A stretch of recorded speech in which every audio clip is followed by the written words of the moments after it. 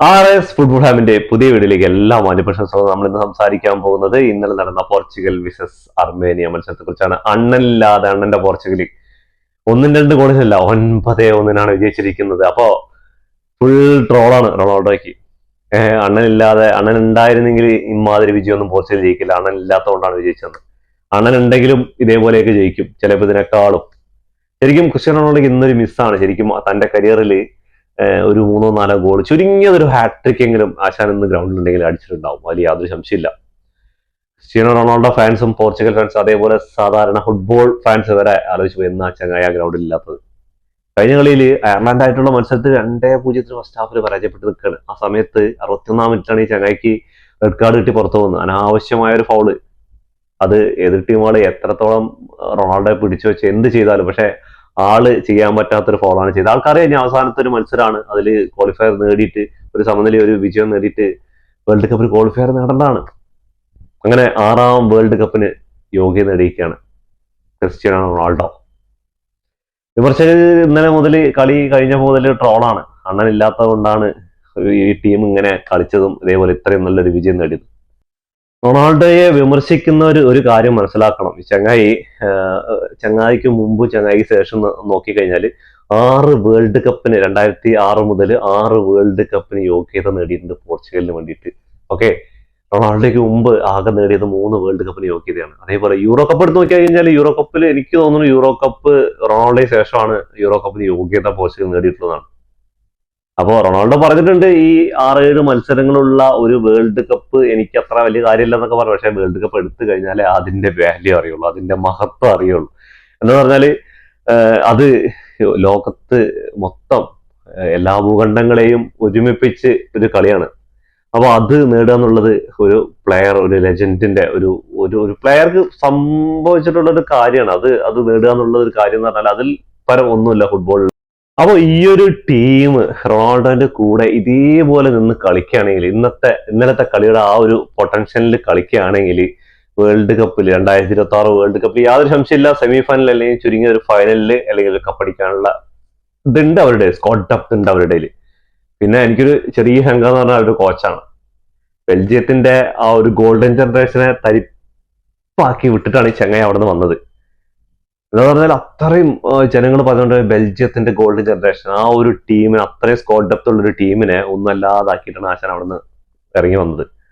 അപ്പോൾ പോർച്ചുഗലിന് ഇനി എന്തായിരിക്കും ഇന്നത്തെ കളി എന്ന് പറഞ്ഞാൽ എനിക്ക് തോന്നുന്നു പ്ലേയേഴ്സ് എടുത്ത തീരുമാനം തന്നെയാണ് തോന്നുന്നത്. ആ കഴിഞ്ഞ കളിയുടെ റിസൾട്ടിന് അതിന് ഓപ്പോസിറ്റ് ആയിട്ട് ഇന്നിപ്പോ ഇറങ്ങിയ നവാസ് ആയിക്കോട്ടെ, അതേപോലെ ബ്രൂണോ ഫെർണാണ്ടസ് സിൽവ, ലിയോ, എല്ലാവരും റാമോസ്, എല്ലാവരും അത്രയും ആ ഒരു ഗോൾ സെലിബ്രേഷനിലൊക്കെ നമുക്ക് കണ്ടാൽ മനസ്സിലാക്കാൻ പറ്റും അവർ ആ ടീമില് എത്രമാത്രം ആ ടീമിന് ഇന്നത്തെ വിജയത്തിന് ഒരു ഊർജ്ജം ഉണ്ടെന്ന്. തീർച്ചയായിട്ടും ആ കഴിഞ്ഞ കളിയിലെ പരാജയത്തിന് ആ ഒരു പ്രതികാരം എന്ന നിലയ്ക്കാണ് ഇന്നത്തെ മത്സരം അവിടെ ഇതായിരിക്കുന്നത്. ഡെമോളിഷ് ചെയ്ത പോലെയാണ് അർമേനിയെ ഒന്നും ഇല്ലാതാക്കിയിരിക്കുന്നത്. ഒന്ന് കളി നമുക്ക് സ്റ്റാറ്റസ് എടുത്ത് നോക്കുമ്പോൾ എന്താ പറയാ, ഫുൾ ടൈം ഇവരുടെ കയ്യിൽ തന്നെയാണ്. അതേപോലെ ഡിഫൻസിന്റെ, അർമേനിയയുടെ ഡിഫൻസിന്റെ മിസ്റ്റേക്ക്, ഗോൾ കീപ്പറിന്റെ പൊസിഷൻ ഇല്ലായ്മ ഒക്കെ. ആ ഫ്രീ കിക്ക്, നവാസിന്റെ ഫ്രീ കിക്ക് എടുക്കുമ്പോൾ ഗോൾ കീപ്പർ വെറുതെ നിൽക്കുക. സുന്ദരമായ ഫ്രീ കിക്ക് ആയിരുന്നു. അതിന് യാതൊരു ഓപ്പോസിറ്റ് ആയിട്ട് ഞാനൊന്നും പറയുന്നില്ല, അതിന് യാതൊരു ഇതുമില്ല. പക്ഷെ ആ ഗോൾ കീപ്പർ അവിടെ ഒരു സെക്കൻഡ് ഇറങ്ങുന്നില്ല. അതേ പോർച്ചുഗലിന് വേണ്ടിയിട്ട് ഇന്ന് ജോവൻ നവാസ് ഹാട്രിക് അടിച്ചിട്ടുണ്ട്, അതുപോലെ ബ്രൂണോ ഫെർണാണ്ടസും ഹാട്രിക് അടിച്ചിട്ടുണ്ട്. അപ്പൊ അതേപോലെ തന്നെ നമുക്ക് നോക്കുകയാണെങ്കിൽ റെനാറ്റോ വൈഗയുടെ ആദ്യ പോർച്ചുഗൽ ഗോളാണ്. ആളാണ് ഇന്ന് തുടക്കം കുറിച്ചപ്പോൾ തന്നെ സെക്കൻഡ് അവര് സമനില നേടി. അപ്പൊ നമ്മൾ വിചാരിച്ചു കുറച്ച് ടൈറ്റ് മത്സരമായിരിക്കും എന്നൊക്കെ വിചാരിച്ചു. എവിടെ ടൈറ്റ്, 1 കഴിഞ്ഞു, 2 കഴിഞ്ഞു, 7 കഴിഞ്ഞു, 9 എത്തി. നമ്മളൊക്കെ 7-അപ്പിൽ നിൽക്കുന്ന വിചാരിച്ചതാ.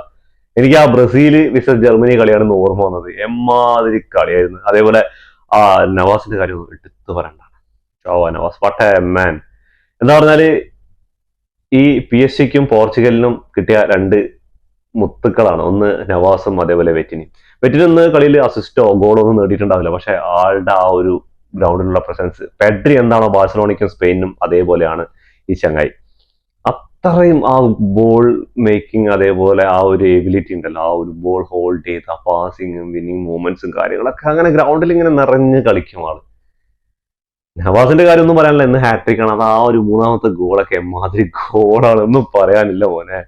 അപ്പോ റൊണാൾഡോയുടെ സംഘം വേൾഡ് കപ്പിന് യോഗ്യത നേടിയിരിക്കുന്ന എനിക്ക് ഇന്ന് അതിലേക്കാളും രസകരമായ ഒരു കളി നടന്നിട്ടുണ്ടായിരുന്നു.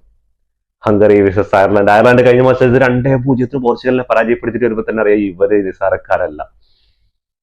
ഫസ്റ്റ് ഹാഫിൽ 2-1 പരാജയപ്പെട്ട് നിൽക്കാണ് ഹംഗറി ആയിട്ട്. ഹംഗറിയുടെ മത്സരത്തിൽ 2-1 പരാജയപ്പെട്ട് നിൽക്കുന്ന ഫസ്റ്റ് ഹാഫിൽ 80-ാം മിനിറ്റ് സമനില നേടുക 2-2. 90+5 മിനിറ്റ് കഴിഞ്ഞ് അതുവരെ അവർ യോഗ്യത നേടുക സമനില നിൽക്കുകയാണ് ഹംഗറിയായിട്ട്. ഹംഗറി ക്വാളിഫയറിലൂടെ വേൾഡ് കപ്പിന് യോഗ്യത നേടാന്നുള്ള ഇത് നിൽക്കുകയാണ്. ആ സമയത്താണ് പാരറ്റിന്റെ ചങ്ങായുടെ ഒരു കിടിലൻ ഗോളി. എന്റെ മോനെ, ആ ഗോൾ കീപ്പർ ആ സെന്ററിൽ നിന്നൊരു പാസിന്റെ ഒരു ക്രോസ് കൊടുത്തത് നേരെ വന്ന് ഇറങ്ങുന്നത് ഹംഗറിയുടെ പെനാൾട്ടി ബോക്സിൽ. 2 ഡിഫൻഡർമാരെയും തലയിൽ തട്ടി ഇങ്ങനെ തൊട്ടുരുമി വരുന്ന ബോൾ ജസ്റ്റ് ഒന്ന് ചിപ്പ് ചെയ്ത് വിടുക ഗോൾ പോസ്റ്റിന്റെ ഉള്ളിലേക്ക്. ഗാലറി മൊത്തം ഇളകി തരിപ്പണായി എന്ന് പറയില്ലേ. ഹംഗറി പ്ലേയേഴ്സ് ഒക്കെ എന്താ സംഭവിച്ചെന്ന് അറിയാതെ ഇങ്ങനെ അന്തം വിട്ട് നിൽക്കുക. അതില് ഫസ്റ്റ് ഹാഫിൽ 2 ഗോൾ ലീഡ് ചെയ്തപ്പോ ഹംഗറിയുടെ നമ്മുടെ ഇംഗ്ലീഷ് പ്രീമിയർ ലീഗിൽ കളിക്കുന്ന ലിവർപൂളിന്റെ പ്ലെയറായ ഡൊമിനിക് സോബോസ്ലായ് ചങ്ങായി, എന്താ പറയാ, ഈ ഒരു കഴിഞ്ഞ കളിയിൽ അയർലാൻഡ് നമ്മുടെ റൊണാൾഡോയ്ക്ക് കൊടുത്തൊരു ട്രിബ്യൂട്ട് ഉണ്ടല്ലോ, റൊണാൾഡോ കൊടുത്തതിന് തിരിച്ചു കൊടുത്ത പണി അതേപോലെ ഈ ചങ്ങായി 2-1 വിജയിച്ചിട്ടുള്ള സമയത്ത് ഐറിഷ് കാണികളുടെ മുന്നിൽ ഇങ്ങനെ കാണിച്ചുകൊണ്ടിരിക്കുക കരയുന്നത്. പക്ഷെ ഇത് ഫുട്ബോളാണ്, ഇതൊന്നും മനസ്സിലാക്കണം നിങ്ങൾ. എന്താന്ന് പറഞ്ഞാൽ നിങ്ങൾ ഭയങ്കര ലീഡർ അല്ലെങ്കിൽ ഫുട്ബോൾ വേൾഡ് കപ്പിന് യോഗ്യത നേടിയിട്ടില്ല. 2-1, ഇനിയും ഒരുപാട് മിനിറ്റുകൾ ബാക്കിയുണ്ടായിരുന്നു.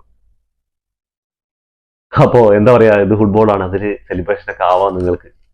പക്ഷെ കർമ്മ എന്ന് പറയുന്ന സംഭവം അത് അപ്പൊ തന്നെയാണ്. ഇപ്പോഴൊക്കെ പണ്ടത്തെ പോലെ ഒരുപാട് കാലമൊന്നും കാത്തിരിക്കണ്ട, കൊടുത്തത് അപ്പൊ തന്നെ തിരിച്ചിട്ട് പറഞ്ഞ പോലെ 2-1 ലീഡ് നിൽക്കുമ്പോൾ ഡൊമിനിക് സൊബോസ്ലായ് ഈ ഒരു സെലിബ്രേഷൻ ചെയ്യുന്നത്. അതും ഒരു അസിസ്റ്റ് കൊടുത്തതിനാണ് ഈ സെലിബ്രേഷൻ ചെയ്തത് ഐറിഷ് കാണികൾക്ക് മുന്നിൽ. കളി കഴിയുമ്പോൾ 90 മിനിറ്റുകൾക്ക് ശേഷം 2-2 സമനില നിൽക്കുകയാണ്. ഹംഗറിക്ക് ഒരു സമനില മതിയായിരുന്നു. ആ സമയത്തായിരുന്നു അയർലാൻഡ് ഗോൾ കീപ്പർ സെന്ററിൽ നിന്നൊരു ക്രോസ് കൊടുക്കുന്നത്. വളരെ ഉയർന്ന് ഇങ്ങനെ പൊന്തിട്ടൊരു ക്രോസ് കൊടുക്കുന്നുണ്ട്. ആ ക്രോസ് നമ്മുടെ ഹംഗറിയുടെ 2 ഡിഫൻഡർമാർ ചാടി ഹെഡ് ചെയ്യുന്നുണ്ട്. അതിൽ കൂടെ ഒരു അയർലാൻഡ് ഒരു പ്ലെയറും. അപ്പൊ ഈ ചാടി ഹെഡ് ചെയ്യുന്ന ആ ഹെഡ് മിസ്സായിട്ട് ഇങ്ങനെ ബോൾ ഇങ്ങനെ തട്ടിയും തെറിച്ച് പോവാണ്. ആ സമയത്ത് ജസ്റ്റ് നമ്മുടെ പാരാറ്റ് ചങ്ങായി കഴിഞ്ഞ കളിയിൽ 2 ഗോൾ അടിച്ചിട്ട് ഇന്ന് ഹാട്രിക്കാണ് ആ 3ാമത്തെ ഗോൾ അടിക്കുന്നത്. ഈ കാലുകൊണ്ട് ഇങ്ങനെ ജസ്റ്റ് ഒരു ചിപ്പ് ചെയ്ത് വിടുക ഗോൾ പോസ്റ്റിന്റെ ഉള്ളിലേക്ക്. സമയം കഴിയാണ്, മൊത്തം ഗാലറിയും ആ ബെഞ്ചൊക്കെ ഇങ്ങോട്ട് ഇളകി. ഒരിക്കലും പ്രതീക്ഷയില്ല ആ ഒരു ഗോൾ ആവുന്നോ അതേപോലെ ആ ഒരു മൂവ്മെന്റ് ഉണ്ടാവുന്നോ അയർലാൻഡുകാർ വരെ പ്രതീക്ഷ ഉണ്ടാവില്ല. അത്ര സുന്ദരമായിരുന്നു ആ ഗോൾ. അതും ഹാട്രിക് തയ്ക്കണം 3ാമത്തെ ഗോളിൽ. തന്റെ നാടിന് വേണ്ടിയിട്ട് ആ പ്ലേ ഓഫ് കളിക്കാനുള്ള, വേൾഡ് കപ്പ് ക്വാളിഫയറിന് പ്ലേ ഓഫ് കളിക്കാനുള്ള അവസരം ഉണ്ടായി കൊടുത്തേക്ക്. അതുവരെ ആ 95-ാം മിനിറ്റ് വരെ ഹംഗറി ആയിരുന്നു അതിൽ ലീഡ് ചെയ്തുകൊണ്ടിരുന്നത്. 2-2 സമനിലയിൽ അവരാണ് പോയിന്റ് ടേബിളിലും 2ാം സ്ഥാനത്ത് നിൽക്കുന്നത്. അങ്ങനെ ഭയങ്കര എന്താ പറയുക, ഈ കളി മിസ്സായി എന്ന് പറഞ്ഞാൽ ഭയങ്കര സങ്കടമാട്ടോ ഈ കളി മിസ്സായത്. അത് എന്താ പറയാ, അത്രയും നല്ലൊരു കളിയായിരുന്നു. അങ്ങനെ 2 കളിയിൽ നിന്ന് ഈ 5 ഗോളാണ് ഈ പാരറ്റ് അടിച്ചു കൂട്ടിയിട്ടുള്ളത്. ഈ ചങ്ങായി പച്ച ജേഴ്സിയിൽ ആ തത്തമ്മയെ പോലെ വന്നിട്ട് 2 പോർച്ചുഗലിനും പണിയെടുത്തത് ഇപ്പൊ ഇന്ന് ഹംഗറിക്കും പണിയെടുത്തിട്ടുണ്ട്. അപ്പൊ എനിക്ക് ഇന്നത്തെ കളിയിൽ ഭയങ്കര ഇഷ്ടപ്പെട്ടു. ഞാൻ ഹൈലൈറ്റ്സാ കണ്ടത്, പക്ഷെ കളി കാണാൻ പറ്റിയില്ല. എന്താ പറഞ്ഞാല് ഈ ഒരേ ടൈമിൽ കളികൾ പലതും വന്ന് നമുക്ക് കളി ചിലപ്പോ നമ്മൾ കാണാൻ ഇമ്പോർട്ടന്റ് ഉള്ള കളികളായിരിക്കും ചിലപ്പോ ഒരു ഇതായിട്ട് പോകുന്നത്, മറ്റുള്ള കളിക്ക് ചിലപ്പോൾ ഇൻട്രസ്റ്റിംഗ് ആയി പോകുന്നത്. അതൊന്നും പറഞ്ഞിട്ട് കാര്യമില്ല. അത് ഹൈലൈറ്റ്സ് കണ്ട് അല്ലെങ്കിൽ ഫുൾ മാച്ച് കണ്ടിട്ടൊക്കെ ഉള്ളൂ, അതിൽ വേറെ ഒരു നിവൃത്തിയില്ല. പക്ഷെ എന്നാലും കളി എന്റെ മോനെ ഒരു രക്ഷയില്ല.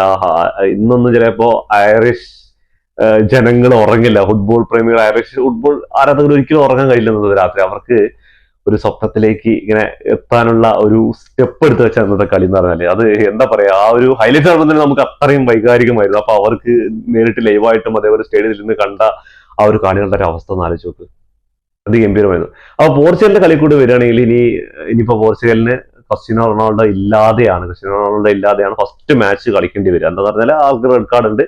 ഇനി അപ്പീലിനൊക്കെ പോയിട്ട് എന്തെങ്കിലും മാറ്റങ്ങൾ വരികയാണെങ്കിൽ അതർവൈസ് അതെ.